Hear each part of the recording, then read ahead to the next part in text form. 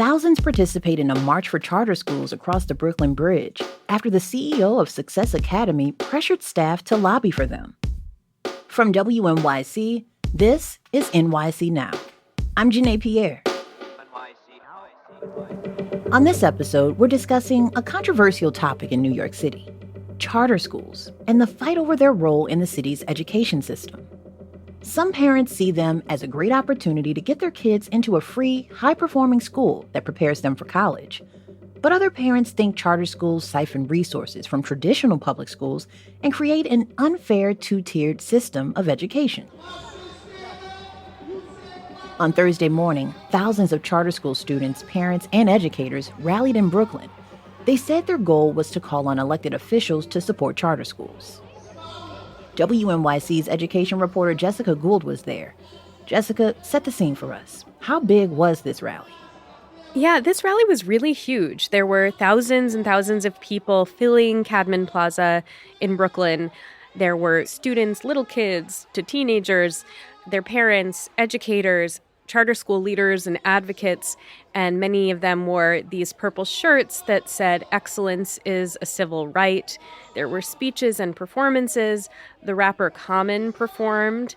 I spoke with one student named Alina Valenzuela, and she said she recently switched from a traditional public school to Zeta Charter School, and here's what she had to say about her new school. I think my charter school is very good because it's all about hardworking success, and also it's a very good school because it has higher educations as my other public school that I used to go to. She says she really likes the way they do math and reading at her new school. She likes the activities better, and she gets prizes for good work. She liked that.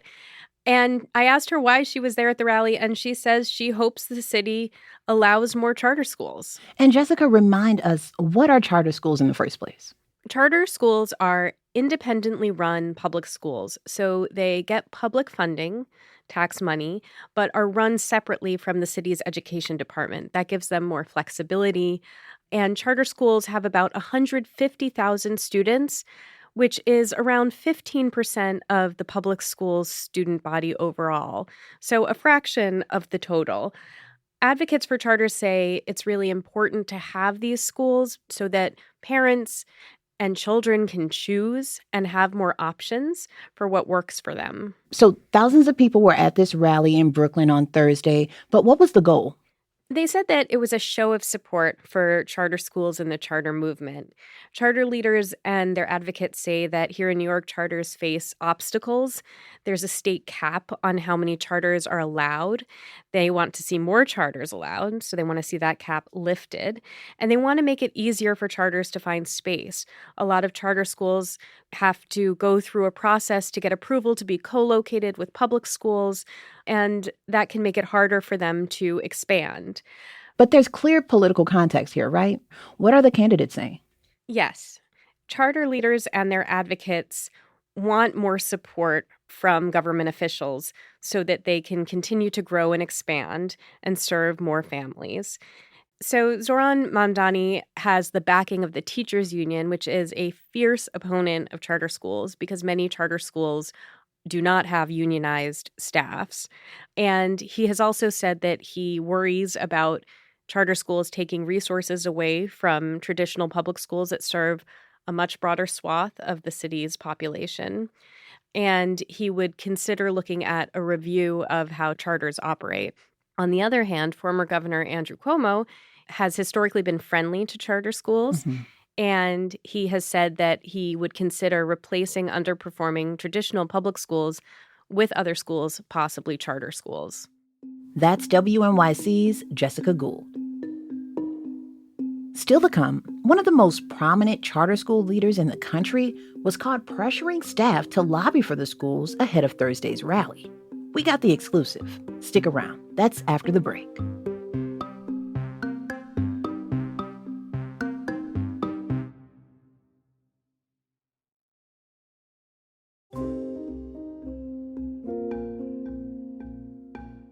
One of the most prominent charter schools in the 5 boroughs is Success Academy. Its founder, Eva Moskowitz, is back in the political fray as New York City leaders weigh their options in a crowded mayoral race. Earlier this week, before the rally Thursday morning, WNYC's Elizabeth Kim got a hold of a secret recording of Moskowitz pressuring staff to lobby for charter schools. She's here to break down what's going on. Now, Liz, for listeners who don't recognize the name, briefly tell us about Eva Moskowitz and her school. Moskowitz is the founder and CEO of Success Academy. This is the largest and most well-known network of charters in the city. She's also a national figure. She's very much the face of the charter movement. Now, charters are publicly funded, privately run schools that emphasize college readiness. In New York City, they mostly serve low-income families who like the fact that they have a really strong track record that includes better testing outcomes than your traditional public schools. Mm-hmm. But they're controversial, Janae. How? Because they're seen as undermining traditional public schools. They do take away some taxpayer funding and also spaces, right? You can think of it as a fixed pie, and, they're definitely fighting for a piece of that pie. They're also known for a very strict discipline code. Have you heard, these are the kids that dress in the uniforms, the tie. They have to be very punctual. Mm-hmm. That's the charter culture, which actually attracts a lot of parents. But some people say that it goes too far and it can be a little bit abusive. Mm. And the other thing I would point out is that charters have been at odds with the teachers union because most charters are not unionized. And charters really do have an uphill battle in New York because New York is a very pro-union state. So Moskowitz is worried about the future of charter schools right now. Why is that? Tell me what's changing. Well, she sees the writing on the wall. Remember, I was telling you about how they're fighting for this pie of funding. Well, that pie is about to get a lot smaller if it hasn't already, and that's because the Trump administration has been cutting federal funding to schools. The other reason she's worried is what you mentioned at the top, the mayoral race. Under Mayor Adams, he was someone who, when he ran for mayor, he accepted campaign donations from people who were in favor of charters. And as a mayor, he's been generally friendly on the subject of charters. Charters haven't experienced any expansion, but that's largely because their enrollment is flat. Now comes Democratic mayoral nominee Zohran Mamdani. He's the frontrunner in the race, and he's taken an adversarial posture towards charters. He's been critical of them. He believes they should have more oversight, and he is also against any kind of expansion of charters. And I should also note that he's endorsed by the teachers union. So I got a recording of Moskowitz addressing several hundred staffers on Tuesday morning, and this is how she characterized the current moment. You did not do the phone to action because you thought this is not very serious. So I want to just reset for all of you, although I'm cheerful about it and I believe that we can overcome it. It is an existential threat. And so you cannot sort of brush this off. So when she's talking about phone to action, that's the part where she's talking about lobbying elected officials. That's basically asking people to go on their phones and send these email messages to city electeds and also electeds in Albany. Her goal was to get out 2 million messages. The recording also gives you a sense of her tone. Earlier, she goes on and says, this isn't a democracy. It's a hierarchy. She's telling the staff that they have to do this type of political lobbying. And she's also made clear prior to Thursday morning's march across the Brooklyn Bridge that was also mandatory. They couldn't opt out. Didn't matter if you lived in New Jersey, you had to be there. And I just want to note also, Liz, that our colleague Jessica Gould was at that rally Thursday morning, and she caught up with Moskowitz, who says she did not pressure staff to participate. Here's what she had to say. No, I did not. We at Success have a dual mission. The first is to educate kids exceptionally well within our 4 walls. You can look at our mission statement. And the second is that we change the public policies not only for charter kids, but for all kids. And when you decide to work at Success Academy, you sign up to be an ed warrior. And that is very clear in all of our materials. Thank you. That's exactly what a spokesperson for Success Academy gave me in a statement when I asked them to respond to some of the things that Moskowitz said in the recording, and also the feeling among the person that gave me the recording that people in the room felt pressured to participate in what they felt was a political march, right? And I think that if you're working for Success Academy, you have to reconcile yourself with that. You're not just designing curriculum. You're not just teaching kids. You're being this ed warrior that she's talking about, which means marching in the streets, fighting to protect charters from elected officials who might want to put more scrutiny on them. Mm-hmm. And this clash seems very familiar, Liz. Didn't this happen under Mayor Bill de Blasio? Almost to a T, Janae.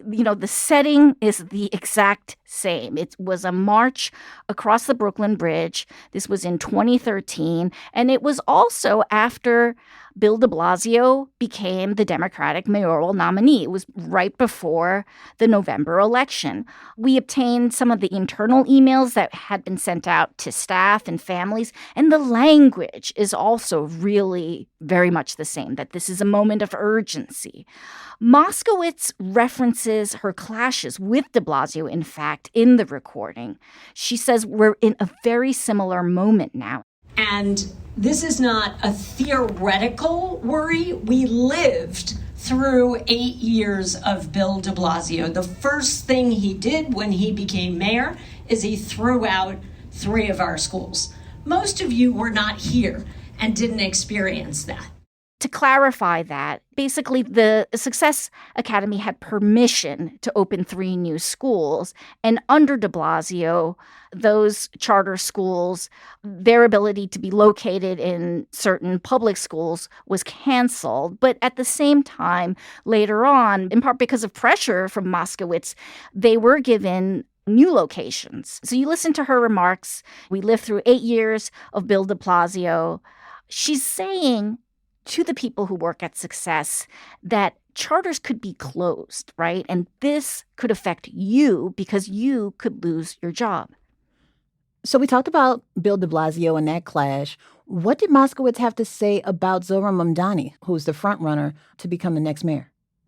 She doesn't mention Zohran Mamdani by name ever. And this is a very sort of important point here, because she's trying to walk a fine line here. This is a nonprofit, right? So they can't wade into partisan politics where they're seen as supporting or opposing a particular candidate. What they can do is advocate for an issue. And in this case, the advocacy is for protecting charters. But you can see how it becomes a gray area, right? Yeah. Because she's talking about political threats, an existential threat. And it's very clear where that threat is coming from, because Mamdani, of all the candidates, is the only one who has been critical of charters. And Liz, I want to go back to the rally Thursday morning because Moskowitz was asked about her opinion on Zohran Mamdani, and here's what she had to say. Are you worried about Zohran Mamdani? I'm worried about every elected official, like every single one I am worried about.